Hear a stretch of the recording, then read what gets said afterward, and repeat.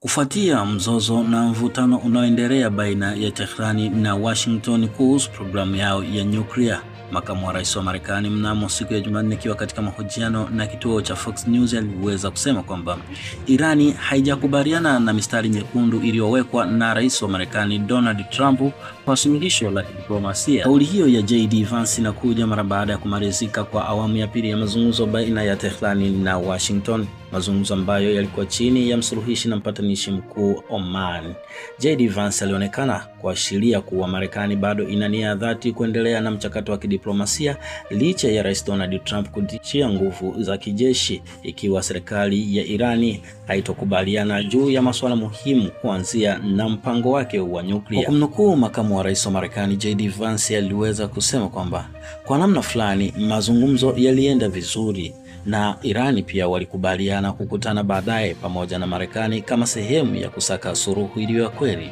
alikiambia kituo cha Fox News. Kwa kuongezea, makamu huyo wa rais wa Marekani JD Vance aliweza kusema kwamba lakini kwa njia nyingine ilikuwa wazi kwamba rais wetu Donald Trump ameweka baadhi ya mistari nyekundu ambayo wa Irani bado hawako tayari kukiri na kuifanyia kazi. JD Vance aliweza kumweleza mwandishi wa habari Martha McCallum wakati wanaendelea na mahojiano.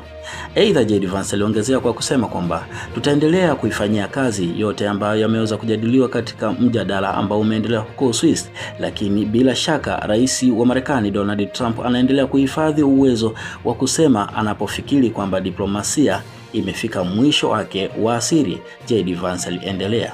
Lakini pia JD Vance alisema kwamba tunatumai hatutofikia hatua ambayo ni mbaya zaidi, lakini tutafanya hivyo endapo Irani itatulazimisha kufanya hivyo, alisema. Na wakati huo huo, kwa upande wa Tehrani, kiongozi wao Ayatollah Ali Khamenei mnamo siku ya Jumanne, wakati mazungumzo yakiendelea, aliweza kutoa kauli iliyoashiria kwamba Irani iko tayari kwa lolote na inakubali chochote ambacho Marekani itakuja nacho, ima ikubali diplomasia ifanye kazi yake au swala la vita, huku akisema kwamba Marekani imeshindwa kuiangusha Irani na utawala wake kwa miaka 47, kwa hiyo hivi sasa sio muda wake rasmi wa kuiangusha, alisema.